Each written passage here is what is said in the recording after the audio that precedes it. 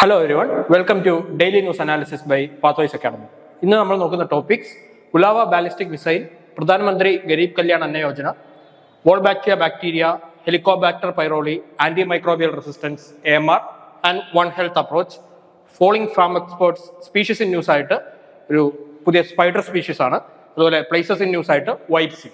നമുക്ക് ഓരോന്നിലേക്ക് പോവാം. അപ്പോൾ നമുക്ക് വൺ ബൈ വൺ ഓരോ ന്യൂസിലേക്ക് പോവാം. First news, Bulava ballistic missile. അപ്പോൾ എന്താണ് ന്യൂസിൽ വന്നതെന്ന് പറഞ്ഞു കഴിഞ്ഞാൽ ദ ഇന്ത്യൻ എക്സ്പ്രസിന്റെ ഫ്രണ്ട് പേജിൽ തന്നെ ഉണ്ടായിരുന്നു.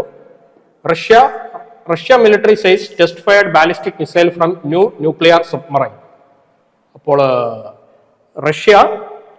റഷ്യൻ മിലിറ്ററി ആണെന്നുണ്ടെങ്കിൽ ഒരു ന്യൂക്ലിയർ കാപ്പബിലിറ്റി ഉള്ള ballistic missile successfully test fire ചെയ്തു എന്ന് അവകാശപ്പെടുന്നു. ഇത് പർട്ടിക്കുലർലി ഇമ്പോർട്ടന്റ് ആണ് from the point of view of the escalating tensions between Russia and the west. അപ്പോൾ ബേസിക്കലി നിങ്ങൾ ഇതിന്റെ അകത്ത് ഓർത്തിരിക്കേണ്ടത് എന്താണെന്ന് പറഞ്ഞു കഴിഞ്ഞാൽ ഗുലാവ, അതാണ് ബാലിസ്റ്റിക് മിസൈലാണ്, അതിന്റെ പേര് ഓർത്തിരിക്കുക.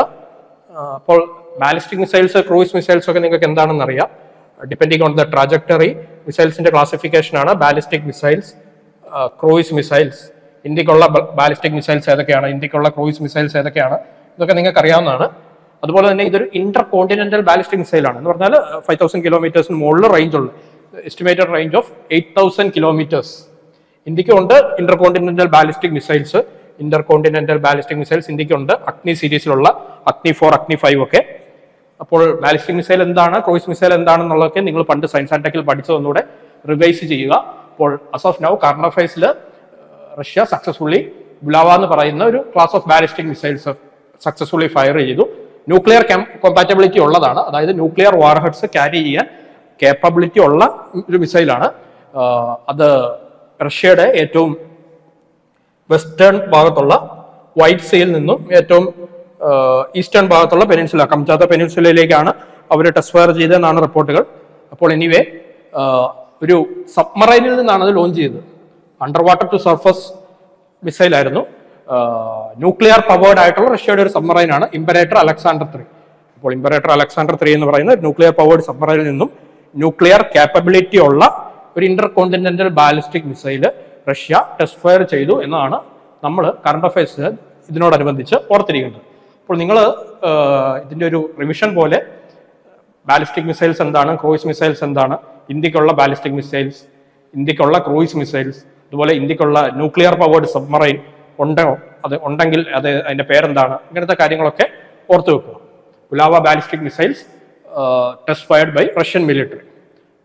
നെക്സ്റ്റ് ന്യൂസ്, പ്രധാനമന്ത്രി ഗരീബ് കല്യാൺ അന്ന യോജന. അപ്പോൾ ഇതെന്താണെന്നുള്ളത് നിങ്ങൾക്കറിയാം, കോവിഡിന്റെ സമയത്ത് വന്ന ഒരു സ്കീമായിരുന്നു. അപ്പൊ ബേസിക്കലി പ്രധാനമന്ത്രി Garib Kalyan Anna Yojana is a food security welfare scheme announced by the government of India during the COVID-19 pandemic in India. അപ്പോൾ ഇതിപ്പോൾ എന്തുകൊണ്ട് കറണ്ട് അഫയേഴ്സിന്റെ അകത്ത് വന്നു എന്ന് പറഞ്ഞു കഴിഞ്ഞാൽ നമുക്കറിയാം അപ്കമിങ് സ്റ്റേറ്റ് അസംബ്ലി ഇലക്ഷൻസ് വരുന്നുണ്ട്.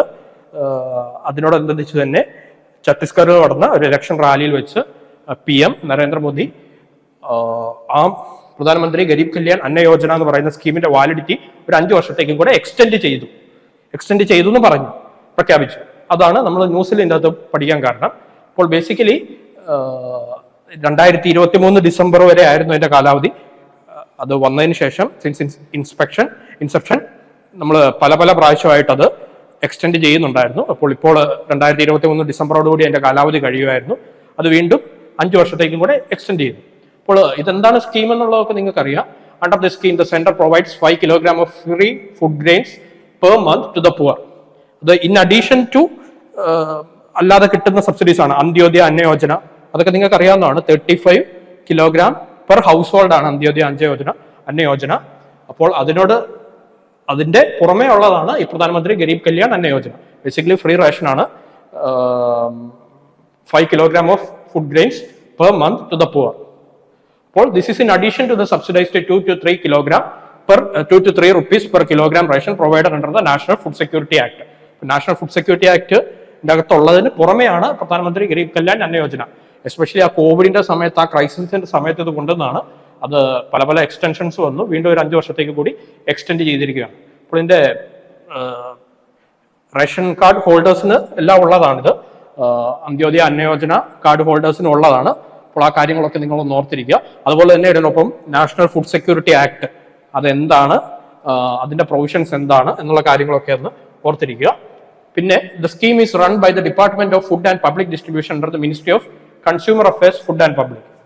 അപ്പോൾ സ്കീമിന്റെ നടത്തിപ്പ് ചുമതല ministry of consumer affairs, food and പബ്ലിക്കിനാണ്. നോഡൽ മിനിസ്ട്രി എന്ന് പറയുന്നത് മിനിസ്ട്രി ഓഫ് ഫിനാൻസ് ആണ്. ഇതിന്റെ ഒരു മെയിൻ ക്രിറ്റിസിസം, കോവിഡിന്റെ സമയത്ത് ഇതൊരു അനിവാര്യതയായിരുന്നു, അതിനുശേഷവും ഇത് എക്സ്റ്റെൻഡ് ചെയ്ത് പോകുന്നതിന്റെ ഒരു മെയിൻ ക്രിറ്റിസിസം ഇത് ഫ്രീ ബി, ഇലക്ഷൻ ഫ്രീ ബീസ് ഒക്കെ നിങ്ങൾ പഠിക്കുന്നതാണ്. ഇതിന്റെ ഒരു ഫ്രീ ബി കൾച്ചറാണ്. അതുപോലെ തന്നെ ഇത് ഭയങ്കര ഒരു ഫിസിക്കൽ ബേർഡൻ ആണ് എന്ന് പറയുന്നുണ്ട്. അപ്പൊ മിനിസ്ട്രി ഓഫ് ഫിനാൻസ് ആണ് ഇതിന്റെ നോഡൽ മിനിസ്ട്രി. ലോകത്തിലെ തന്നെ ഏറ്റവും വലിയ ഫ്രീ ഫുഡ് പ്രോഗ്രാംസിൽ ഒന്നാണ്. Largest food security program in the world ആണ്. One of the largest food security program in the world ആണ്. അപ്പം ഭയങ്കര ഒരു ഫിസിക്കൽ ബേർഡന് ഇത് നമ്മുടെ രാജ്യത്തിന്റെ സമ്പദ് വ്യവസ്ഥയിൽ ഉണ്ടാക്കുന്നുണ്ട്. അതും ഒരു കാര്യമാണ്. അപ്പോൾ പ്രധാനമന്ത്രി ഗരീബ് കല്യാൺ അന്ന യോജന എന്താണെന്നുള്ള ഓർത്തിരിക്കുക. അത് 5 വർഷത്തേക്കും കൂടെ എക്സ്റ്റെൻഡ് ചെയ്തു. The scheme will provide food grains to the poorest citizens through the public distribution system. നിങ്ങൾക്കറിയാം PDS, public distribution system, to all the priority households, ration card holders and those identified by the Antyodaya Anna Yojana scheme. അപ്പോൾ Antyodaya Anna Yojana scheme അതിന്റെ provisions കാര്യങ്ങളൊക്കെ നിങ്ങൾ പഠിക്കുന്നതാണ്. അപ്പോൾ in addition to that ഈ പ്രധാനമന്ത്രി ഗരീബ് കല്യാൺ അന്ന യോജന ഉണ്ട്. Under the scheme 5 kilogram of rice or wheat per person and 1 kilogram of dal will be given to each family holding a ration card. This is above the monthly entitlement under the National Food Security Act. നിങ്ങൾക്കറിയാം അന്ത്യോദയ അന്ന യോജനയിൽ 35 kilogram per house hold ആയിരുന്നു. ഇതിൻ്റെ അകത്ത് per person ആണ്. അപ്പോൾ Antyodaya Anna Yojana card ഹോൾഡേഴ്സിന്, ബെനിഫിഷ്യറീസിന് അത് അവർക്ക് കിട്ടുന്ന ആ പ്രൊവിഷൻ പ്ലസ് ഇതാണ് കിട്ടുന്നത്. അപ്പോൾ ഇതിന്റെ ഒരു ക്രിറ്റിസിസമായിട്ട് പറയുന്നത് ഈ പറഞ്ഞ പോലെ ഫിസിക്കൽ ബേർഡൻ ഉണ്ടാകുന്നുണ്ട്, ഫ്രീ ബി കൾച്ചർ ആണ് എന്നുള്ളതൊക്കെയാണ്. കോവിഡിന്റെ സമയത്ത് അതൊരു അനിവാര്യതയായിരുന്നു, എല്ലാവർക്കും ഒരു ക്രൈസിസ് സിറ്റുവേഷൻ ആയിരുന്നു. അപ്പോൾ ഇപ്പോൾ അത് പല പല എക്സ്റ്റൻഷനുകൾക്ക് ശേഷം ഒരു 5 വർഷത്തേക്ക് കൂടി എക്സ്റ്റെൻഡ് ചെയ്തിരിക്കുന്നു. The scheme has a budgeted sum of rupees 2 lakh crore for the fiscal year 2022-2023, making it the largest food security program in the world. അപ്പോൾ ഇതൊന്ന് ഓർത്തിരിക്കുക. അതുപോലെ തന്നെ നാഷണൽ ഫുഡ് സെക്യൂരിറ്റി ആക്ട് അതെന്താണ്, അതിന്റെ പ്രൊവിഷൻസ് എന്താണ് എന്നുള്ള കാര്യങ്ങളൊക്കെ ഓർത്തിരിക്കുക. ഇന്ത്യയിലെ പബ്ലിക് ഡിസ്ട്രിബ്യൂഷൻ സിസ്റ്റം PDS അതിന്റെ ഫംഗ്ഷനിങ് എങ്ങനെയാണ് എന്നുള്ളതൊക്കെ നിങ്ങൾ റിവൈസ് ചെയ്യുക. അപ്പോൾ പ്രധാനമന്ത്രി ഗരീബ് കല്യാൺ അന്ന യോജന 5 ഇയേഴ്സിലേക്ക് കൂടി എക്സ്റ്റെൻഡ് ചെയ്തു. എന്താണ് പ്രധാനമന്ത്രി ഗരീബ് കല്യാൺ അന്ന യോജന, അതിന്റെ പ്രൊവിഷൻസ് എന്താണ്, എപ്പോഴാണ് വന്നത്, കോവിഡ് സമയത്താണ് വന്നത്, ആ കാര്യങ്ങളൊക്കെ ഒന്ന് ഓർത്തിരിക്കുക. അടുത്തത് വോൾബാക്കിയ ബാക്ടീരിയ. ബേസിക്കലി എന്താണെന്ന് പറഞ്ഞു കഴിഞ്ഞാൽ ദ ഹിന്ദുവിൻ്റെ അകത്തെ സൺഡൈൽസിൽ വരുന്ന സയൻസ് പേജിൽ നിന്ന് ഒന്നാണ്. അത് ബേസിക്കലി എന്താണെന്ന് പറഞ്ഞു കഴിഞ്ഞാൽ ഡെങ്കി ഫീവർ, ട്രോപ്പിക്കൽ റീജിയൻസിലൊക്കെ ഉള്ള ഡെങ്കി ഫീവർ, അതുപോലെ തന്നെ ബാക്കി കൊതുകുജന്യ രോഗങ്ങൾ. ബേസിക്കലി ഡെങ്കി ഫീവർ നമുക്കറിയാം ഈഡിസ് ഈജിപ്തി കൊതുകുകളാണ്, പകൽ സമയത്ത് കടിക്കുന്ന കൊതുകുകളാണ്. അപ്പോൾ ഡെങ്കി ഫീവർ മോർട്ടാലിറ്റി റേറ്റ് കുറവാണെന്നുണ്ടെങ്കിൽ പോലും അത് ഭയങ്കര ക്ഷീണവും കാര്യങ്ങളും ഒക്കെ ഉണ്ടാക്കുന്നു, ആൾക്കാരുടെ വർക്ക് ഡേയ്സ് ഒക്കെ നഷ്ടപ്പെടുത്തുന്നു. വന്നു കഴിഞ്ഞാൽ നമുക്കൊരു ഒരാഴ്ചത്തേക്കൊക്കെ ബുദ്ധിമുട്ടാണ്. അതുപോലെ തന്നെ കുട്ടികൾക്കൊക്കെ സ്കൂളിൽ പോകാൻ പറ്റാതെ വരുന്നു. അങ്ങനെ ഡെങ്കി ഒരു പ്രശ്നക്കാരനാണ്. അപ്പോൾ ബേസിക്കലി ഇതൊരു കൊതുകുജന്യ രോഗമാണ്, കൊതുകുകളിലൂടെയാണ് ഇത് പകരുന്നത്. അപ്പോൾ എന്താ ചെയ്യുന്നതെന്ന് പറഞ്ഞു കഴിഞ്ഞാൽ ഈ വോൾബാക്കിയ ബാക്ടീരിയ എന്ന് പറയുന്ന ഒരു തരം ബാക്ടീരിയ, അവര് ഈ ഡെങ്കി വൈറസിന്റെ സ്പ്രെഡിനെ കൺട്രോൾ ചെയ്യും. നമ്മുടെ ഈ ബാക്ടീരിയ വൈറസിന്റെ സ്പ്രെഡിനെ കൺട്രോൾ ചെയ്യും. അപ്പോൾ എന്താ ചെയ്യുന്നതെന്ന് പറഞ്ഞു കഴിഞ്ഞാൽ ഈ മോസ്കിറ്റോസിൽ ഈ ബാക്ടീരിയയെ ഇൻട്രൊഡ്യൂസ് ചെയ്യുന്നു. ഏത് ഈഡിസ് കാറ്റഗറിയിൽപ്പെട്ട മോസ്കിറ്റോസിൽ ഈ ബാക്ടീരിയയെ ഇൻട്രൊഡ്യൂസ് ചെയ്യുന്നു. അത് കഴിഞ്ഞിട്ട് അത് റീപ്രൊഡ്യൂസ് ചെയ്യുമ്പോഴത്തേക്കും ഫീമെയിൽ മോസ്കിറ്റോസ് വഴി അത് അടുത്ത ജനറേഷനിലേക്ക് പോകുന്നു. അങ്ങനെ പയ്യെ അവിടെ ഉള്ള മോസ്കിറ്റോസ് എല്ലാം ഈ പറഞ്ഞതുപോലെ വോൾബാക്കിയ ബാക്ടീരിയ ഉള്ള മോസ്കിറ്റോസ് ആവുന്നു. അങ്ങനെ വന്നു കഴിയുമ്പോഴത്തേക്കും പിന്നെ വോൾബാക്കിയ ബാക്ടീരിയ ഡെങ്കി വൈറസിന്റെ സ്പ്രെഡിനെ സക്സസ്ഫുള്ളി ഇൻഹിബിറ്റ് ചെയ്യും. അങ്ങനെ വന്നു കഴിയുമ്പോഴത്തേക്കും ഈ വോൾബാക്കിയ ബാക്ടീരിയ ഉള്ള ഡെങ്കി കൊതുകുകൾക്ക് ഈഡിസ് കൊതുകുകൾക്ക് ഡെങ്കി വൈറസ്, ഡെങ്കിപ്പനി പടർത്താൻ പറ്റില്ല. അപ്പോൾ ഇതിന്റെ സ്റ്റഡി കാര്യങ്ങളൊക്കെ നടന്നുകൊണ്ടിരിക്കുന്നേ ഉള്ളൂ. വന്നു കഴിഞ്ഞാൽ ഇതൊരു സക്സസ്ഫുള്ളി ഉള്ള ഒരു ഇതാണ്. കാരണം നമുക്കറിയാം ഡെങ്കി പോലത്തെ അസുഖങ്ങൾക്കൊക്കെ വാക്സിനേഷൻ ഒക്കെ കൊണ്ടുവരിക എന്ന് പറഞ്ഞാൽ ബുദ്ധിമുട്ടാണ്. അപ്പോൾ ബേസിക്കലി ഇതൊരു നല്ല മെത്തേഡാണ്. ഇതിപ്പോഴും അതിന്റെ ടെസ്റ്റിംഗ് ഫേസിലാണ്, പക്ഷെ നല്ല എഫിക്കസി കാണിക്കുന്നുണ്ട്. അപ്പോൾ അതിനെപ്പറ്റിയാണ് special mosquitoes being bred to fight dengue. When these mosquitoes reproduce, they pass the bacteria to their offspring, reducing future outbreaks. The insects are bred to carry the bacteria Wolbachia, which interrupts the transmission of dengue. അപ്പോൾ ഇത് ഓർക്കുക. അപ്പോൾ ഈ വോൾബാക്കിയ എന്ന് പറയുന്ന ഒരു bacteria ഉണ്ട്, അത് ഡെങ്കി പരത്തുന്ന കൊതുകുകളിൽ ഇൻട്രൊഡ്യൂസ് ചെയ്യുന്നു. പിന്നെ അതിനെ ആദ്യം കൺട്രോൾഡ് ആയിട്ട് ബ്രീഡ് ചെയ്യുന്നു, പിന്നെ അത് ലോക്കൽ പോപ്പുലേഷൻ മീൻസ് കൊതുകിന്റെ ആവാസ വ്യവസ്ഥയിലേക്ക് വിടുന്നു. അപ്പോൾ അത് റിപ്രൊഡ്യൂസ് ചെയ്യുമ്പോഴത്തേക്കും പുതുതായിട്ട് വരുന്ന ഓഫ്സ്പ്രിങ്സിലേക്ക് ഈ വോൾബാക്കിയ ബാക്ടീരിയ ചെല്ലുന്നു. അങ്ങനെ ഈഡിസ് കൊതുകുകൾക്ക് ഡെങ്കി പടർത്താനുള്ള കഴിവ് നഷ്ടപ്പെടുന്നു. അതാണ് ബേസിക്കലി ഇവിടെ സംഭവിക്കുന്നത്. ഒരു പിക്ചർ ഒക്കെ ഉണ്ട്. A lab technician holds a strip of dried mosquito eggs inside a world mosquito program facility in Colombia on August. അപ്പോൾ ആദ്യം ഈ പറഞ്ഞ പോലെ ലാബിലൊക്കെ ഇതിനെ കൺട്രോൾഡ് ആയിട്ട് ബ്രീഡ് ചെയ്യിച്ച് ഡ്രൈഡ് മോസ്കിറ്റോ എഗ്സ് പിന്നെ അതത് എക്കോസിസ്റ്റത്തിലേക്ക് വിടുന്നതാണ് ഇതിന്റെ പരിപാടി. അപ്പോൾ ഇതൊരു ലാർജ് സ്കെയിൽ ഇംപ്ലിമെന്റേഷൻ വന്നു കഴിഞ്ഞാൽ ഒരു successful method of controlling dengue virus ആണ്. അടുത്തത് ഹെലിക്കോബാക്ടർ പൈറോളി. അത് നിങ്ങൾ ഒരുപക്ഷെ കേട്ടിട്ട് കാണും. ഇതൊരു ഉദര സംബന്ധമായ രോഗങ്ങളൊക്കെ ഉണ്ടാക്കുന്ന അൾസറിനൊക്കെ കാരണമാകുന്ന, ചിലപ്പോൾ ഒരുപക്ഷെ ഇതിന്റെ പ്രസൻസ്, ഇതൊരു ബാക്ടീരിയ ആണ് കേട്ടോ. അപ്പോൾ ഈ ബാക്ടീരിയ ഉദര സംബന്ധമായിട്ടുള്ള പ്രശ്നങ്ങളൊക്കെ ഉണ്ടാക്കുന്ന ഒരു ബാക്ടീരിയ ആണ്. ഭയങ്കര കോമൺ ആയിട്ടുള്ളതാണ് അൾസർ. അതുപോലെ തന്നെ ചില ടൈപ്പ് ക്യാൻസറിലും ഇവരുടെ ക്യാൻസറിലേക്ക് നയിക്കുന്നതിലും ഇവരുടെ ഒരു ഇത് വന്നിട്ടുണ്ട്, സ്റ്റഡീസ് ആണ്. അപ്പോൾ എനിവേ ഇതൊരു സ്റ്റൊമക്കിനെ ഗട്ട് ഹെൽത്തിനെ ഒക്കെ അഫക്റ്റ് ചെയ്യുന്ന ഒരു ബാക്ടീരിയ ആണ് ഹെലിക്കോബാക്ടർ പൈറോളി. അപ്പോൾ Helicobacter pylori is a type of bacteria that infects your stomach. It can damage the tissue in your stomach and the first part of your small intestine. Duodenum നിങ്ങൾക്കറിയാം അതിന്റെ സ്ട്രക്ചറൊക്കെ, ഡിയോഡനം, ജജനം, ileum, അങ്ങനെ പോകുന്ന കാര്യങ്ങളൊക്കെ.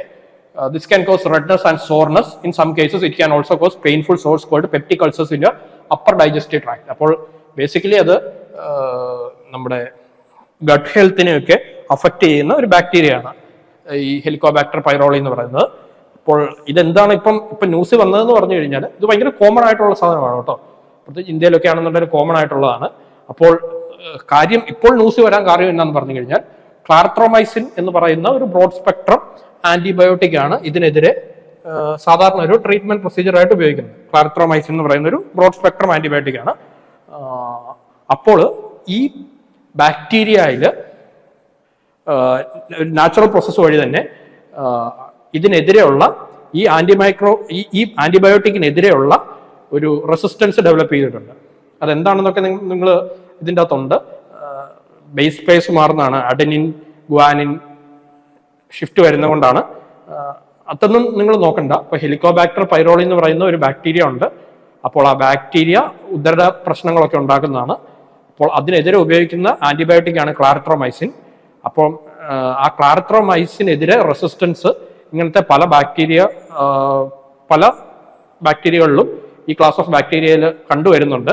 അപ്പോൾ പ്രശ്നം എന്താണെന്ന് പറഞ്ഞു കഴിഞ്ഞാൽ ഇതിന്റെ ഈ റെസിസ്റ്റിവിറ്റി, അതായത് ഈ ആന്റിബയോട്ടിക്കിനെതിരെ റെസിസ്റ്റൻസ് കാണിക്കുന്ന ബാക്ടീരിയയെ കണ്ടുപിടിക്കണമെന്നുണ്ടെങ്കിൽ, മീൻസ് ഏതൊക്കെ ബാക്ടീരിയ ആണ് ഇത് ക്ലാർട്രോമൈസിൻ റെസിസ്റ്റൻസ് കാണിക്കുന്നതെന്ന് കണ്ടുപിടിക്കണമെന്നുണ്ടെങ്കിൽ അതിന് ഒരു 1 മന്തോളം ടൈം എടുക്കുമായിരുന്നു. കാരണം ഇതിന്റെ കൾച്ചർ ഗ്രോത്ത് ഒക്കെ ഭയങ്കര സ്ലോ ആയതുകൊണ്ട്. പക്ഷെ ഇപ്പോൾ ഒരു പുതിയ ഡെവലപ്മെന്റ് വന്നു. അതും പ്രകാരം ഇതിൻ്റെ അകത്ത് നമുക്ക് മണിക്കൂറുകൾക്കകം തന്നെ ഇപ്പൊ നമുക്ക് ഈ നമ്മുടെ ഗട്ടിലുള്ള ഹെലിക്കോബാക്ടർ പൈറോളിക്ക് ക്ലാർട്രോമൈസിൻ റെസിസ്റ്റൻസ് ഉണ്ടോ, അങ്ങനെയാണെന്നുണ്ടെങ്കിൽ വേറെ ഒരു ആൾട്ടർനേറ്റീവ് ട്രീറ്റ്മെന്റ് മെക്കാനിസം വേണം, നമുക്ക് പെട്ടെന്ന് അറിയാൻ പറ്റും. ഇല്ലെന്നുണ്ടെങ്കിൽ 1 മന്ത് ഒക്കെ എടുക്കുമായിരുന്നു. അപ്പോൾ അതാണ് ഇതിന്റെ കാര്യം. അപ്പോൾ ജസ്റ്റ് ഹെലിക്കോബാക്ടർ പൈറോളി എന്താണെന്ന് ഓർത്തിരിക്കുക. ഇതിന്റെ ഇപ്പോൾ വന്ന ന്യൂസിൽ വന്ന most of the infections caused by the bacterium Helicobacter pylori are asymptomatic. അതാണ് ഇതിന്റെ പ്രശ്നം. നമുക്ക് ബാക്ടീരിയ ഗട്ടിൽ കാണും, പക്ഷെ അറിയില്ല. അത് പിന്നെ അങ്ങനെ സ്പ്രെഡായി പോകും. ഭയങ്കര കോമൺ ആയിട്ടുള്ളതുമാണ്. 10 to 15% of them develop peptic ulcer disorders or stomach cancer. ഇപ്പൊ ക്യാൻസറുമായിട്ടും ഇതിന്റെ ലിങ്ക് ചെയ്തിട്ടുണ്ട്. In India Helicobacter pylori infections affect 60 to 70% of the population. വളരെയധികം അത്യാവശ്യം കോമൺ ആയിട്ടുള്ള ഒരു ഇത് തന്നെയാണ്. Helicobacter pylori infection is often acquired during childhood and remains in the stomach through life is not treated with antibiotics effectively. അപ്പം അതിന്റെ transmission mechanism കാണുമ്പോൾ തന്നെ നിങ്ങൾക്കറിയാം, are usually passed from person to person through direct contact with saliva, vomit or stool and also through contaminated food and water. അപ്പൊ India പോലത്തെ ഒരു രാജ്യത്ത് കുട്ടികളിലൊക്കെ ആണെന്നുണ്ടെങ്കിൽ ഇതിന്റെ സ്പ്രെഡ് കുട്ടിക്കാലത്ത് തന്നെ ഇത് അവരുടെ സ്റ്റൊമക്കിലെത്താനും ഗട്ടിലെത്താനും ഒക്കെയുള്ള സാധ്യതയുണ്ട്. നമുക്കറിയാം ഇന്ത്യ പോലത്തെ ഒരു രാജ്യത്തെ ഒരു സോഷ്യോ അതുപോലെ തന്നെ ഒരു അവരുടെ നമ്മുടെ ക്ലൈമാറ്റിക് ഇതിന്റെ ഒക്കെ കാരണം കണ്ടാമിനേറ്റഡ് ഫുഡ് വാട്ടർ ഒക്കെ വഴി ഇത് കുട്ടികളിലൊക്കെ എത്താം. അപ്പോൾ എത്തിക്കഴിഞ്ഞു കഴിഞ്ഞാൽ പിന്നെ ഈ പറഞ്ഞ പോലെ ആന്റിബയോട്ടിക് ട്രീറ്റ്മെന്റ് ആണ് അതിനെതിരെയുള്ള ഒരു പ്രതിരോധം എന്ന് പറയുന്നത്. അപ്പോൾ സാധാരണ നമ്മൾ ഉപയോഗിക്കുന്ന ക്ലാർട്രോമൈസിൻ എന്ന് പറയുന്ന ആന്റിബയോട്ടിക് ആണ്, ബ്രോഡ് സ്പെക്ട്രം ആന്റിബയോട്ടിക് ആണ്. പക്ഷെ ഇപ്പം നമുക്കുള്ള ഈ ഹെലിക്കോബാക്ടർ പൈറോളിക്ക് ഈ ആന്റിബയോട്ടിക്കിനെതിരെയുള്ള റെസിസ്റ്റൻസ് ഡെവലപ്പ് ചെയ്തിട്ടുണ്ട്, നാച്ചുറലി തന്നെ ഡെവലപ്പ് ചെയ്തിട്ടുണ്ട്. അതായത് ബേസിക്കലി ആ ആന്റിബയോട്ടിക് ആ ബാക്ടീരിയയെ കൊല്ലുകയല്ല, അത് അവന്മാർക്ക് യേശുവേല എന്നുള്ള ഒരു പരുവത്തിലേക്ക് ആയിട്ടുണ്ട്. അപ്പോൾ അങ്ങനെ വന്നു കഴിയുമ്പോഴത്തേക്ക് നമ്മൾ ഈ ട്രീറ്റ്മെന്റ് കൊടുക്കുന്നത് കൊണ്ട്, ക്ലാർട്രോമൈസിൻ കൊടുക്കുന്നതുകൊണ്ട് ഇതിന്റെ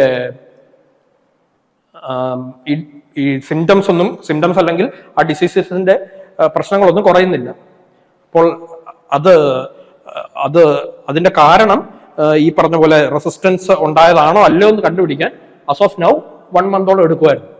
പുതിയൊരു ഡെവലപ്മെന്റ് പ്രകാരം നമുക്കത് മണിക്കൂറുകൾക്കുള്ളിൽ തന്നെ കണ്ടുപിടിക്കാം. അങ്ങനെ വന്നു കഴിയുമ്പോഴത്തേക്ക് നമുക്ക് ആ ഒരു ട്രീറ്റ്മെന്റിന്റെ സമയനഷ്ടമൊക്കെ ഒഴിവാക്കാം. ഇല്ലെങ്കിൽ നമ്മൾ 1 മന്ത് കാത്തിരുന്നിട്ട് വേണം ഇതാണോ അല്ലെന്നുണ്ടെങ്കിൽ വേറൊരു കോഴ്സ് ആണോ എന്നൊക്കെ കണ്ടുപിടിക്കാൻ വേണ്ടിയുള്ള ആ ഡിഫറൻഷ്യൽ ഡയഗ്നോസിസിനൊക്കെ ടൈം എടുക്കുമായിരുന്നു. ഇപ്പോൾ അത് പെട്ടെന്ന് പറ്റും. അതൊരു ബേസിക്കലി ഒരു PCR അസേ മെക്കാനിസം ആണ്. ജസ്റ്റ് നിങ്ങൾ ഇതൊന്ന് വായിച്ചിരിക്കുക. Cutting down the turn around time from 3 to 4 weeks in the case of culture. A new diagnostic assay can identify Helicobacter pylori and tell if the bacteria are drug resistant or not in just 1 day. അപ്പോൾ ഒരു ദിവസത്തിനുള്ളിൽ തന്നെ നമുക്ക് കാര്യം അറിയാം, ഹെലിക്കോബാക്ടറിന് ഡ്രഗിന് ഈ ക്ലാർട്രോമൈസിൻ എന്ന് പറയുന്ന ആന്റിബയോട്ടിക്കിന് റെസിസ്റ്റൻസ് ഉള്ളതാണോ അതോ വേറെ എന്തെങ്കിലും അണ്ടർലൈൻ കോസ് ആണോ എന്നുള്ളത് നമുക്ക് ഒരു ദിവസം കൊണ്ട് തന്നെ മനസ്സിലാക്കാം. അപ്പൊ അതനുസരിച്ച് ഡോക്ടേഴ്സിന് ട്രീറ്റ്മെന്റിന്റെ അകത്ത് ചേഞ്ച് വരുത്തണമെങ്കിൽ ചേഞ്ച് വരുത്താം. പഴയ പ്രകാരമാണെന്നുണ്ടെങ്കിൽ 1 മന്ത് നമ്മൾ കാത്തിരിക്കണമായിരുന്നു. Two-step molecular assay helps in detecting Helicobacter pylori infection and also identify clarithromycin-resistant bacteria in an hour. The molecular-based assay has been found to have 100% sensitivity and specificity. There is an increasing trend of clarithromycin-resistant Helicobacter pylori bacteria in India affecting treatment outcomes. അപ്പോൾ ഇതാണ് കൂടുതൽ ഈ bacterial സ്ട്രെയിൻസിന് ഈ ആന്റിബയോട്ടിക്കിനെതിരെയുള്ള resistance വരുന്നുണ്ട്. നിങ്ങൾ ഒരുപക്ഷെ anti microbial resistance എന്ന് പഠിച്ചിട്ട് കാണും. അത് ഇന്നത്തെ തന്നെ നമ്മളൊരു കറണ്ട് അഫയർ ടോപ്പിക് ആയിട്ട് നമ്മൾ പഠിക്കുന്നുണ്ട്.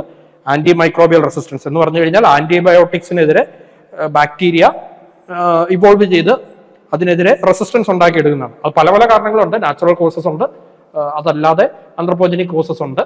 അപ്പോൾ ഇതൊരു നാച്ചുറൽ കോസ് കാരണം ഈ ആന്റിബയോട്ടിക് പണ്ട് ഈ ബാക്ടീരിയക്കെതിരെ ഉപയോഗിച്ചിരുന്ന ആന്റിബയോട്ടിക് ഇപ്പോൾ ആ ബാക്ടീരിയയെ അഫക്റ്റ് ചെയ്യുന്നില്ല. അങ്ങനത്തെ ഒരു പ്രശ്നം കൂടെ ഉണ്ട്. അപ്പോൾ ആ ഒരു ട്രെൻഡ് കൂടി വരുവാണ്. അതുകൊണ്ട് തന്നെ ഇതിന്റെ ട്രീറ്റ്മെന്റിനെ അത് ബാധിക്കും. അപ്പോൾ അതാണോ അതോ വേറെ എന്തെങ്കിലും അണ്ടർലൈൻ കോസ് ആണോ എന്നുള്ളത് കണ്ടുപിടിക്കുന്നതിന് ഈ ഒരു പുതിയ ഡെവലപ്മെന്റ് സഹായിക്കും. Using genome sequencing, just a point mutation in the 23S ribosomal RNA gene of the bacteria was found to be responsible for drug resistance.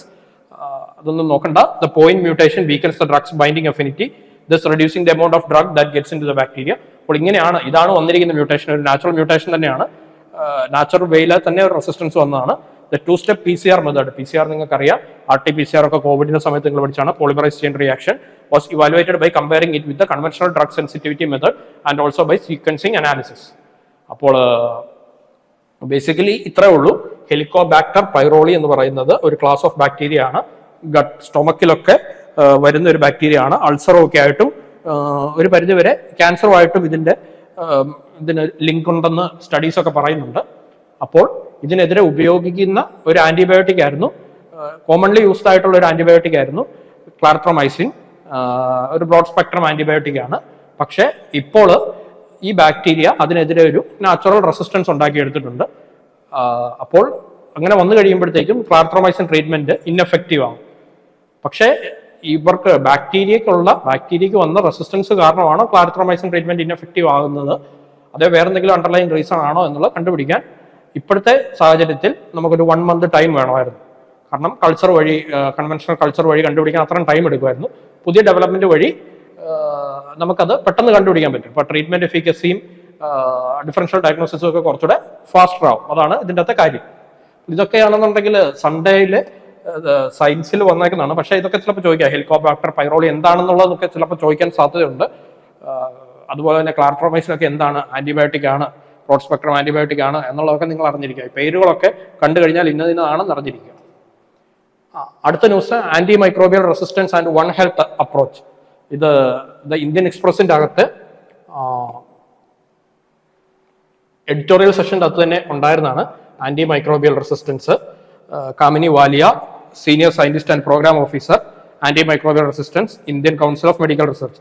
അപ്പോൾ ഇത് പർട്ടിക്കുലർലി ഭയങ്കര ഒരു എന്താണ് പറയുന്നത്, ഒരു ഗ്രോയിങ് കൺസേൺ ആണ് ആന്റി മൈക്രോബിയൽ റെസിസ്റ്റൻസ് എന്ന് പറഞ്ഞാൽ. ബേസിക്കലി ഇത്രേ ഉള്ളൂ. പണ്ട് നമ്മൾ ഈ പറഞ്ഞ പോലെ പെൻസിലിൻ കണ്ടുപിടിച്ചത് മുതൽ ഇങ്ങോട്ട് വന്ന് അമോക്സിലിൻ അങ്ങനത്തെ ആന്റിബയോട്ടിക്സുകളൊക്കെ ബാക്ടീരിയ ഇൻഫെക്ഷൻസിനെതിരെ അല്ലെങ്കിൽ ഫംഗൽ ഇൻഫെക്ഷൻസിനൊക്കെ എതിരെ നമ്മൾ ഉപയോഗിക്കുന്നുണ്ടായിരുന്നു. അപ്പോൾ ബാക്ടീരിയയ്ക്ക് അല്ലെങ്കിൽ ഫംഗിക്ക് അങ്ങനത്തെ മൈക്രോ ഓർഗാനിസംസിന് ഈ ഡ്രഗ്സിനെതിരെ റെസിസ്റ്റൻസ് ഇപ്പോൾ ഉണ്ടാക്കിയെടുക്കുന്നു. അങ്ങനെ വന്നു കഴിയുമ്പോൾ പണ്ട് ഉപയോഗിച്ച് സക്സസ്ഫുള്ളി നമ്മൾ ഇംപ്ലിമെന്റ് ചെയ്തിരുന്ന ആന്റിബയോട്ടിക്സ് ഒന്നും ഇനിയും നമുക്കത് യൂസ്ഫുൾ ആവുന്നില്ല. അതാണ് ബേസിക്കലി ആന്റി മൈക്രോബിയൽ റെസിസ്റ്റൻസ്. അപ്പോൾ അതൊരു ഗ്രോയിങ് കൺസേൺ ആണ്. അതിൻ്റെ അകത്ത് നാച്ചുറൽ കോസസ് മാത്രമല്ല ഉള്ളത്, ആന്ത്രോപോജനിക് കോസസ് അതിൻ്റെ ഈ റെസിസ്റ്റൻസ് ഉണ്ടാകുന്ന ആ പ്രോസസ്സിനെ സ്പീഡപ്പ് ചെയ്യുന്നുണ്ട്. അതാണ് ഇതിൻ്റെ അകത്തെ ബേസിക് കാര്യങ്ങൾ. അപ്പോൾ അതിൻ്റെ ഈ ആർട്ടിക്കിൾ എന്താണെന്നുണ്ടെങ്കിൽ നിങ്ങൾ വായിക്കണം. അതിന് മുമ്പ് ആന്റി മൈക്രോബിയൽ റെസിസ്റ്റൻസ് എന്താണെന്നുള്ളത് ജസ്റ്റ് ഒന്ന് അറിഞ്ഞിരിക്കുക. Anti microbial resistance is the phenomenon by which bacteria and fungi evolve and become resistant to presently available medical treatments for antibiotics. അതായത് പണ്ട് ഒരു ആന്റിബയോട്ടിക് കൊടുക്കുമ്പം ചത്തുപൊക്കൊണ്ടിരുന്ന ഒരു ക്ലാസ് ഓഫ് ബാക്ടീരിയ ഇപ്പോൾ natural as well as anthropogenic reasons ഒക്കെ കാരണമുള്ള അവരുടെ എവല്യൂഷൻ വഴി ആ ഡ്രഗിനെതിരെ റെസിസ്റ്റൻസ് ഉണ്ടാക്കിയെടുക്കും. അപ്പോൾ ഇനി ആ ഡ്രഗ് ഉപയോഗിച്ച് കഴിഞ്ഞാൽ അവരെ കൊല്ലാൻ പറ്റില്ല, അത്രേ ഉള്ളൂ കാര്യം. പക്ഷെ ഇത് നമ്മൾ കേൾക്കുമ്പോൾ ഇങ്ങനെയാണെന്ന് പറഞ്ഞു കഴിഞ്ഞാലും നമ്മുടെ WHO തന്നെ director general doctor Tedros Ghebreyesus പറഞ്ഞിരിക്കുന്നത് anti microbial resistance is a slow tsunami that threatens to undo a century of medical progress. ഇതൊരു ഭയങ്കര ഗ്രോയിങ് കൺസേൺ തന്നെയാണ്. ഇതൊരു എന്താണ് പറയുന്നത്, ഇതൊക്കെ കൊണ്ട് തന്നെയാണ് നമ്മൾ ഹോസ്പിറ്റൽസിലൊക്കെ ചെല്ലുമ്പോൾ ആന്റിബയോട്ടിക് ഒരു കോഴ്സാണ്, അത് കംപ്ലീറ്റ് ചെയ്യണം, ഇടയ്ക്ക് വെച്ച് നിർത്തരുത്. ഇപ്പോൾ 3 ദിവസത്തെ 5 ദിവസത്തെ ഒക്കെ ആണെന്നുണ്ടെങ്കിൽ അത് കംപ്ലീറ്റ് ചെയ്യണം എന്നൊക്കെ പറയുന്നതിന്റെ കാര്യം ഇത് തന്നെയാണ്. കാരണം എന്താണെന്ന് പറഞ്ഞു കഴിഞ്ഞാൽ, ഇല്ലെന്നുണ്ടെങ്കിൽ ആ ബാക്ടീരിയ കാലക്രമേണ അല്ലെങ്കിൽ ആ മൈക്രോ ഓർഗാനിസം ഫംഗി എന്താണെന്നുണ്ടെങ്കിലും കാലക്രമേണ ആ ഡ്രഗിനെതിരെ റെസിസ്റ്റൻസ് ഉണ്ടാക്കും. പിന്നെ ആ ഡ്രഗ് ഇൻഎഫക്റ്റീവ് ആവും. AMR if unchecked can be the cause for 10 million annual deaths and $100 trillion economic loss. അപ്പോൾ ഇതൊക്കെ നിങ്ങൾ എക്സാഗ്രേറ്റഡ് ഫിഗർ ആണെന്നൊന്നും ഓർക്കണ്ട, ഇപ്പോഴത്തെ കണ്ടീഷൻ തന്നെ ഇവിടെ കൊടുത്തിട്ടുണ്ട്. എ 2021 റിപ്പോർട്ട്, എഡിറ്റോറിയലിന്റെ അകത്തുനിന്ന് തന്നെയുള്ള ഭാഗമാണ്. A 2021 report by Lancet documenting data from 204 countries estimated that 4.95 million deaths were associated with bacterial AMR and 1.27 million deaths were directly attributed to bacterial AMR. The magnitude is equal to the diseases such as HIV and malaria. Sub-Saharan Africa and South Asia had the highest death rates, signifying high susceptibility to AMR. ഇപ്പോൾ ലാൻസെറ്റിന്റെ അകത്ത് medical ജേർണൽസിലൊക്കെ വന്നിരിക്കുന്ന ഒരു ഇത് തന്നെയാണ്. ഇതൊരു anti microbial resistance എന്ന് പറയുന്നത് ഒരു ഗ്രോയിങ് കൺസേൺ ആണ്. അതുകൊണ്ട് തന്നെയാണ് WHO ഡയറക്ടർ ജനറലൊക്കെ പറഞ്ഞിരിക്കുന്നത് സ്ലോ സുനാമിയാണ്, it can undo a century of medical progress. നമുക്കറിയാം ഹ്യൂമൻ ഹെൽത്തിന്റെ അകത്ത് തന്നെ ഒരു നാഴികക്കല്ലായിരുന്നു ആന്റിബയോട്ടിക്സിന്റെ ഒക്കെ കണ്ടുപിടുത്തങ്ങൾ. അപ്പോൾ അത് മൊത്തത്തിലുള്ള നമ്മുടെ ലൈഫ് സ്പാനും ലൈഫ് എക്സ്പെക്ടൻസിയും ഒക്കെ കൂട്ടുന്നതിൽ അതൊരു വലിയ പങ്ക് വഹിച്ചിട്ടുണ്ടായിരുന്നു. പക്ഷേ ഈ പറഞ്ഞ പോലെ ആന്റി മൈക്രോബിയൽ റെസിസ്റ്റൻസ് വർദ്ധിച്ചു വരുന്ന ഒരു സാഹചര്യത്തിൽ നമ്മൾ അതൊരു ഗ്രോയിങ് കൺസേൺ ആണ്. അപ്പോൾ അതിനൊരു ഈ പറഞ്ഞ പോലെ ഒരു ട്രാൻസ് ഡിപ്പാർട്ട്മെന്റൽ എല്ലാവരുടെയും കൂടി ചേർന്ന ഒരു എഫേർട്ട് ഉണ്ടെങ്കിൽ മാത്രമേ ഇതിനെ ടാക്കിൾ ചെയ്യാൻ പറ്റുള്ളൂ. അത് എന്താണെന്ന് പറഞ്ഞു കഴിഞ്ഞാൽ അതിനെപ്പറ്റിയാണ് ആർട്ടിക്കിൾ പറയുന്നത്. അതായത് ബേസിക്കലി ഈ ആന്റിബയോട്ടിക്സ്, ഇപ്പോൾ ഉദാഹരണം പറയുവാണെന്നുണ്ടെങ്കിൽ ഡൈക്ലോഫെനാക്ക് പോലത്തെ ആന്റിബയോട്ടിക്സ് ആന്റി ഇൻഫ്ലമേറ്ററി ഡ്രഗ്സ് ആണ്, നമ്മളും ഉപയോഗിക്കുന്നതാണ് ഈ വേദനയ്ക്കൊക്കെ. അപ്പോൾ ഈ ഡൈക്ലോഫെനാക്ക് ആൻഡ് ആ ക്ലാസ് ഓഫ് ഡ്രഗ്സ് ഈ കാറ്റിലിനൊക്കെ അത് കൊടുക്കാറുണ്ട്. അതിൻ്റെ ലാസ്റ്റ് ഫേസ് ഓഫ് ലൈഫ് ആകുമ്പോഴത്തേക്കും കാറ്റിലിനൊക്കെ. അപ്പോൾ ബേസിക്കലി നിങ്ങൾ ചിലപ്പോൾ കണ്ടിട്ട് കാണും, ഈ ഡൈക്ലോഫെനാക് എന്ന് പറയുന്നത് വൾച്ചേഴ്സിനൊക്കെ ടോക്സിക് ആണ്. അപ്പോൾ ഈ കാറ്റിൽ മൃതശരീരം ഭക്ഷിക്കുന്ന വഴി വൾച്ചേഴ്സ് ഒക്കെ ആണെന്നുണ്ടെങ്കിൽ ഇത് ടോക്സിക് ആയി അങ്ങനെ ഒരു വൾച്ചർ ക്ലാസിന്റെ തന്നെ എക്സ്റ്റൻഷനിലേക്കൊക്കെ ഇത് നയിച്ചുകൊണ്ടിരിക്കുന്നുണ്ട്. അതുപോലെ തന്നെ ഈ പറഞ്ഞ പോലെ നമ്മുടെ പെസ്റ്റിസൈഡ്സ് അങ്ങനത്തെ സാധനങ്ങളൊക്കെ ആണെന്നുണ്ടെങ്കിൽ, പെസ്റ്റിസൈഡ്സ് അല്ല, ഈ ഫാം റൺ ഓഫ്സ് അങ്ങനെയൊക്കെ ഒന്ന് കഴിയുമ്പോഴത്തേക്കും, അതുപോലെ തന്നെ ഫാർമസ്യൂട്ടിക്കൽസ് ഈ പറഞ്ഞ പോലെ പ്രിസ്ക്രിപ്ഷൻ ഇല്ലാതെ ആന്റിബയോട്ടിക് വാങ്ങുന്നത്. ഇപ്പോൾ നമ്മുടെ ഇവിടെയൊക്കെ ആണെന്നുണ്ടെങ്കിൽ നിങ്ങൾ ഒരുപക്ഷെ ആണെന്നുണ്ടെങ്കിൽ പ്രിസ്ക്രിപ്ഷനോട് കൂടി റെഡ് ലൈൻ ക്യാമ്പയിൻ ഒക്കെ നിങ്ങൾ കേട്ടിട്ട് കാണും. അതല്ലാതെ ചില സ്ഥലങ്ങളിലൊക്കെ ആണെന്നുണ്ടെങ്കിൽ ഈ പറഞ്ഞ പോലെ അതായത് ആൾക്കാർ അത്ര തന്നെ അവയർ അല്ലാത്ത സ്ഥലങ്ങളിലൊക്കെ എന്താണ് സംഭവിക്കുന്നതെന്ന് പറഞ്ഞു കഴിഞ്ഞാൽ, ഈ പറഞ്ഞ പോലെ അവര് വിചാരിക്കുന്നത് അരി വാങ്ങാൻ അരിക്കടയിൽ പോകുന്നു, മരുന്ന് വാങ്ങാൻ മരുന്ന് കടയിൽ പോകുന്നു, ചുമ്മാ ചെന്ന് ചോദിച്ച് ഒരു പനിക്കോ ജലദോഷത്തിനുള്ള മരുന്ന് മേടിക്കുന്നു. ഇപ്പം ആന്റിബയോട്ടിക് ആണെന്നുണ്ടെങ്കിൽ അത് മേടിക്കുന്നു, 2 നേരം കഴിക്കുന്നു, അന്നേരം അത് കുറയുന്നു, പിന്നെ അത് നിർത്തുന്നു. അപ്പോൾ പതിയെ പതിയെ ആ ബാക്ടീരിയ ഇതിനെതിരെയുള്ള റെസിസ്റ്റൻസ് ഉണ്ടാക്കിയെടുക്കുന്നു. അതാണ് ഈ പ്രിസ്ക്രിപ്ഷനോട് കൂടിയ മരുന്നുകൾ കൊടുക്കാവുള്ളൂ, ആ കോഴ്സ് കംപ്ലീറ്റ് ചെയ്യണം എന്നൊക്കെ നിങ്ങളോട് പറയുന്നതിന്റെ കാര്യം. ഈ ആന്റി മൈക്രോബിയൽ റെസിസ്റ്റൻസ് എന്ന് പറയുന്നത് ഒരു ഗ്രോയിങ് കൺസേൺ ആണ്. നിങ്ങൾ എന്താണെന്നുണ്ടെങ്കിൽ ഈ ന്യൂസ് ഒന്ന് വായിച്ചിരിക്കണം. അപ്പൊ ഇതെന്താണ് ഇപ്പോൾ വന്നിരിക്കുന്നതെന്ന് പറഞ്ഞു കഴിഞ്ഞാൽ, antimicrobial resistance and One Health approach, clear and present danger. Taking antimicrobial resistance will require sustained global and local commitment. അപ്പോൾ ബേസിക്കലി ഇത് ഞാൻ പറഞ്ഞു, നമ്മൾ കാറ്റിലിന് കൊടുക്കുന്നത് വൾച്ചറിനെ ബാധിക്കുന്നു, അതുപോലെ തന്നെ അഗ്രികൾച്ചർ ഫീൽഡിലൊക്കെ ഉപയോഗിക്കുന്നത് ആന്റിബയോട്ടിക്സ് ഉപയോഗിക്കുന്നത്, അതുപോലെ തന്നെ പോൾട്രി നമ്മുടെ ചിക്കനിലൊക്കെ ആണെന്നുണ്ടെങ്കിൽ ആന്റിബയോട്ടിക് ഉപയോഗിക്കുന്നത്. ഇതെല്ലാം അങ്ങോട്ടും ഇങ്ങോട്ടും ഭയങ്കര ഇന്റർ കണക്റ്റഡ് ആണ്. അപ്പോൾ ഏതെങ്കിലും ഒരു ഹെൽത്ത് ഡിപ്പാർട്ട്മെന്റ് മാത്രം വിചാരിച്ചു കഴിഞ്ഞാൽ ഇതിനെ ഒന്ന് പിടിച്ചു നിർത്താൻ പറ്റില്ല. ഇതിനൊരു എല്ലാവരുടെയും ഒരു കൂട്ടായ ഒരു ഇത് വേണം. അതാണ് പറഞ്ഞിരിക്കുന്നത്, sustained global and local commitment. അതുപോലെ തന്നെ ഒരു ട്രാൻസ് ബൗണ്ടറി കമ്മിറ്റ്മെന്റും ഇതിൻ്റെ അകത്ത് വേണം. അപ്പോൾ ഈ ആർട്ടിക്കിൾ നിങ്ങൾ എന്താണെന്നുണ്ടെങ്കിൽ നോക്കുക. ഈ കഴിഞ്ഞ G20 അനുബന്ധിച്ച് AMRനെ പറ്റി ഒരു ഡിക്ലറേഷൻ ഒക്കെ ഉണ്ടായിരുന്നു, ഡൽഹി ഡിക്ലറേഷൻ്റെ അകത്ത് AMRന്റെ ഒരു ഭാഗം കൂടെ ഉണ്ടായിരുന്നു. അതുപോലെ തന്നെ AMRനോട് അനുബന്ധിച്ചുള്ള വേറെ ഒന്നാണ് ചെന്നൈ ഡിക്ലറേഷൻ. നിങ്ങൾ ചിലപ്പോൾ കേട്ടിട്ട് കാണും, ഡോക്ടേഴ്സിന്റെ ഒരു ഡിക്ലറേഷൻ ആയിരുന്നു ചെന്നൈ ഡിക്ലറേഷൻ.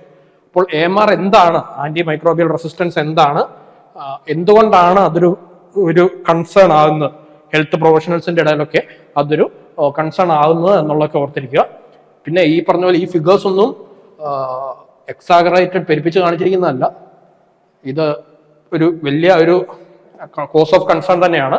ഇപ്പോൾ requires trans departmental approach, hospitals, pharma companies, livestock rearing, wastewater treatment, agriculture, farm runoffs. അപ്പോൾ ഇത് എല്ലാ മേഖലകളിൽ നിന്നുള്ളവരുടെ ഒരു കൂട്ടായ പ്രവർത്തനം ഉണ്ടെന്നുണ്ടെങ്കിൽ മാത്രമേ ഈ ആന്റി മൈക്രോബിയൽ റെസിസ്റ്റൻസ് എന്ന് പറയുന്നത് ഒരു പ്രശ്നം സക്സസ്ഫുള്ളി ടാക്കിൾ ചെയ്യാൻ പറ്റുള്ളൂ.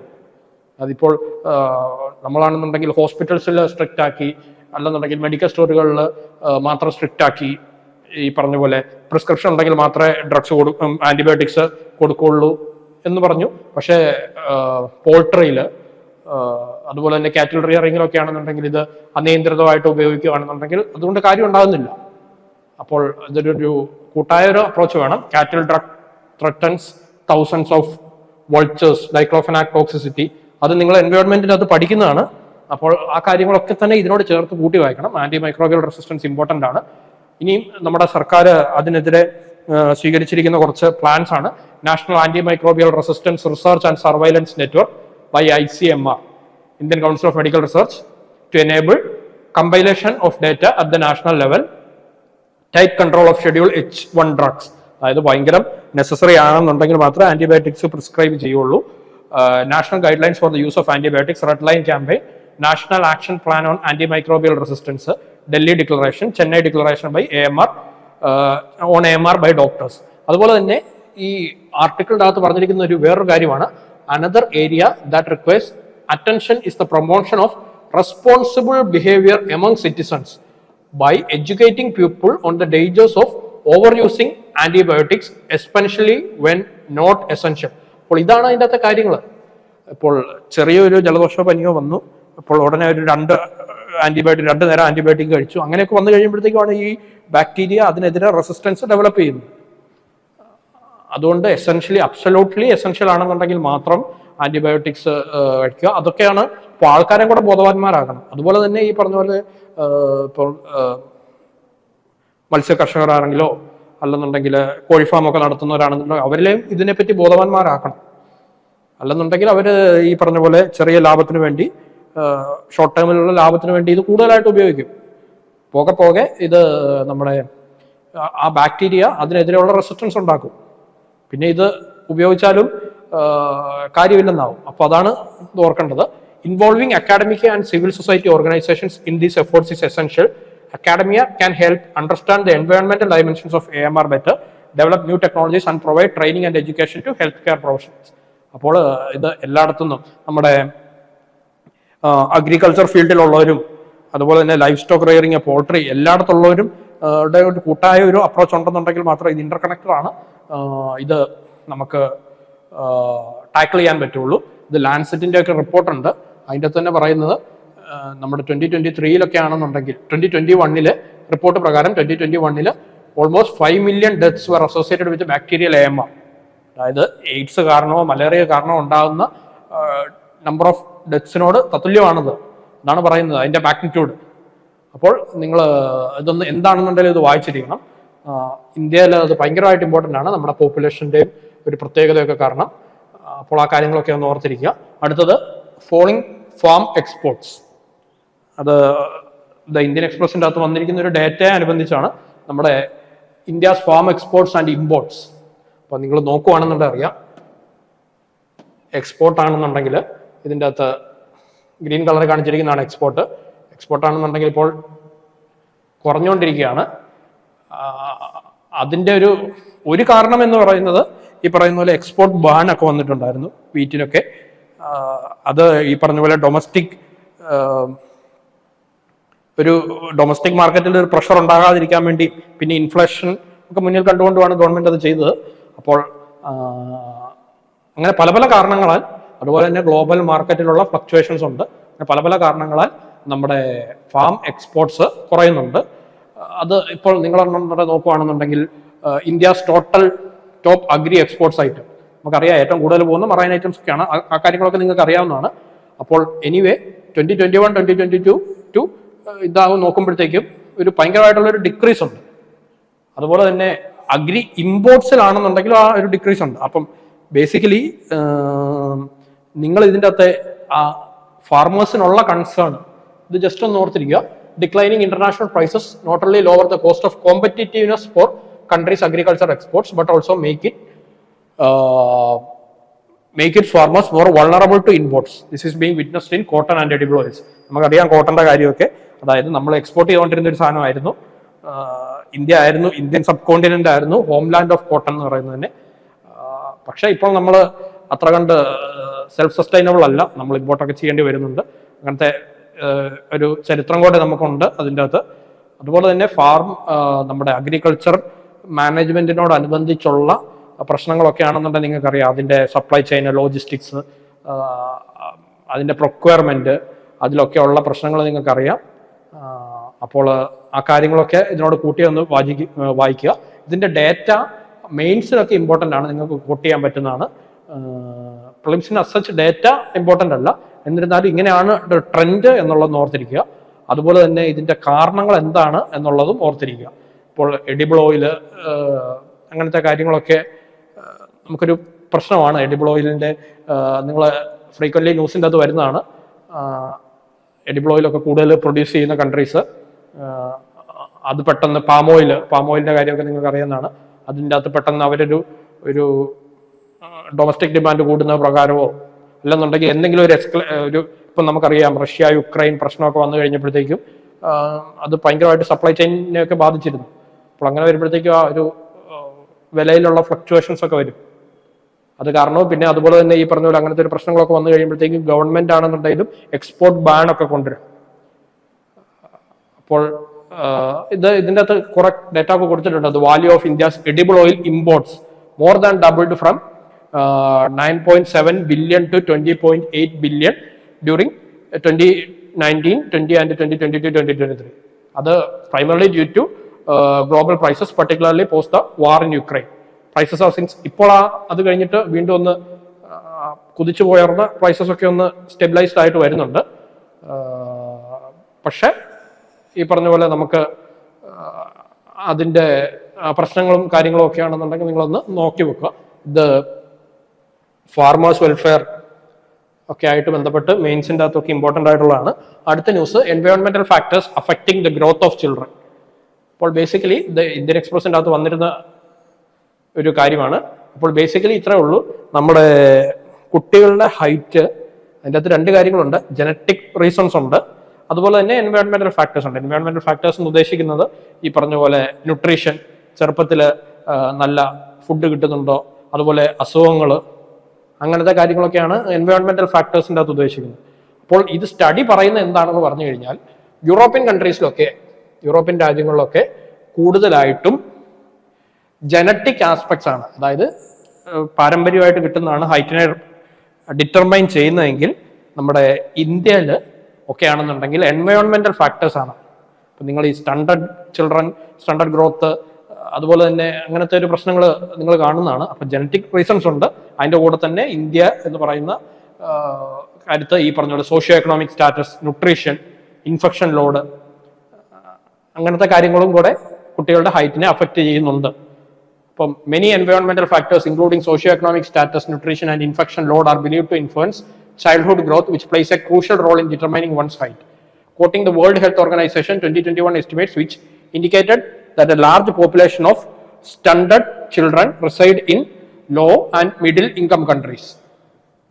അപ്പോൾ അതിൻ്റെ അകത്ത് നിന്ന് തന്നെ ജനറ്റിക്സ് മാത്രമല്ല, എൻവയോൺമെന്റൽ ഫാക്ടേഴ്സും അതിൻ്റെ ഒരു പ്രധാന ഘടകമാണെന്നുള്ളതാണ് പറയുന്നത്. Particularly in south Asia and sub Saharan Africa, where undernutrition are associated with comorbidities and are more prevalent compared to high income countries.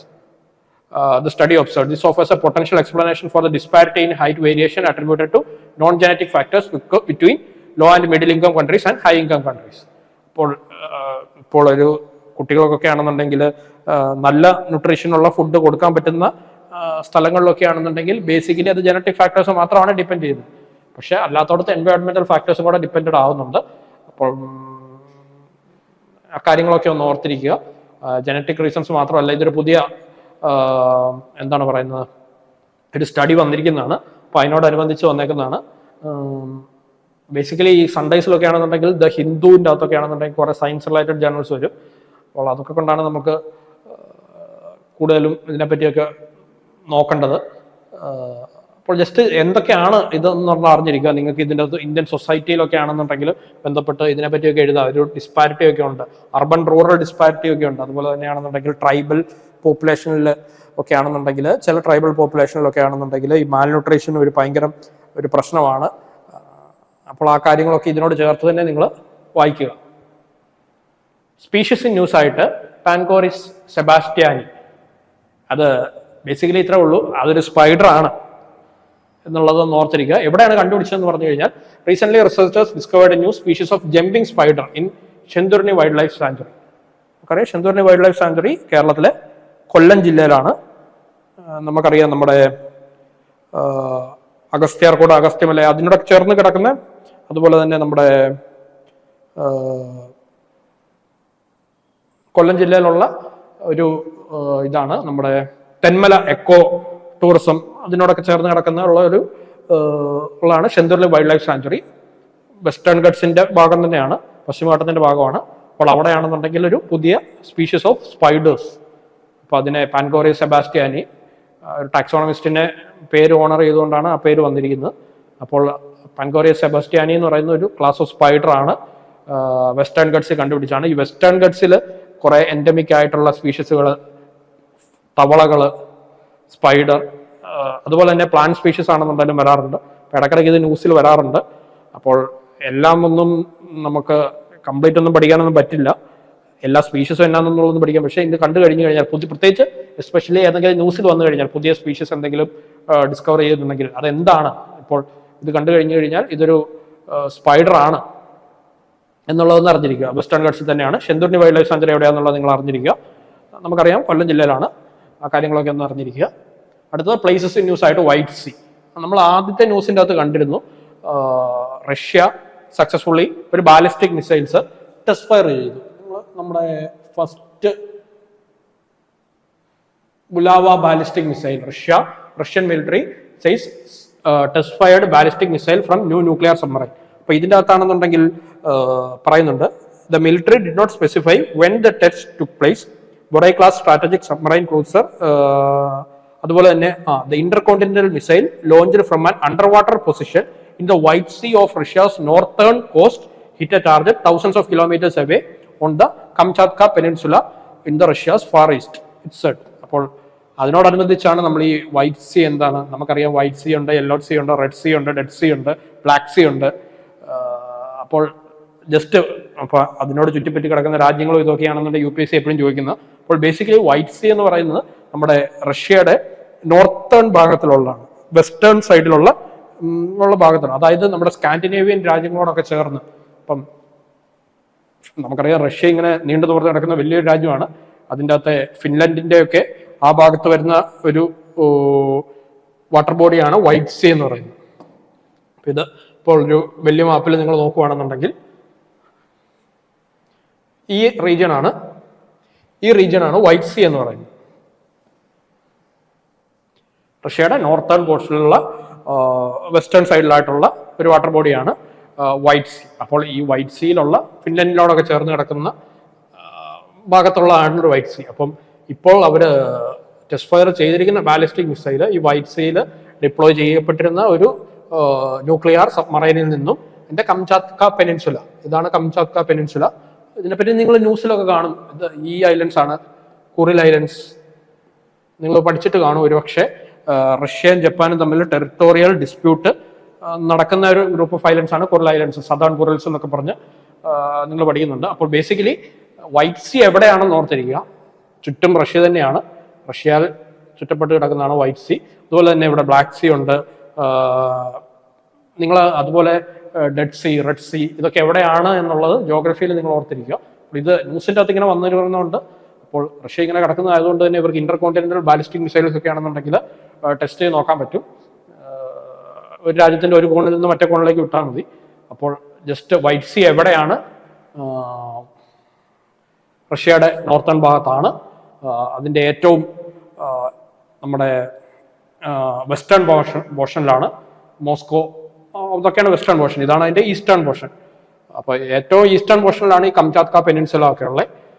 അപ്പോൾ കംചാത്ക പെനിൻസുലായി നിങ്ങൾ ഒരുപക്ഷെ ന്യൂസിൽ കാണുന്നതാണ്, especially with respect to Kuril island ഡിസ്പ്യൂട്ടൊക്കെ ആയിട്ട് ബന്ധപ്പെട്ട്. അപ്പോൾ ആ കാര്യങ്ങളൊക്കെ ഒന്ന് അറിഞ്ഞിരിക്കും. സോ വിത്ത് ദിസ് നമ്മുടെ ഡെയിലി ന്യൂസ് അനാലിസിസ് കഴിഞ്ഞിരിക്കുന്നു. Thank U.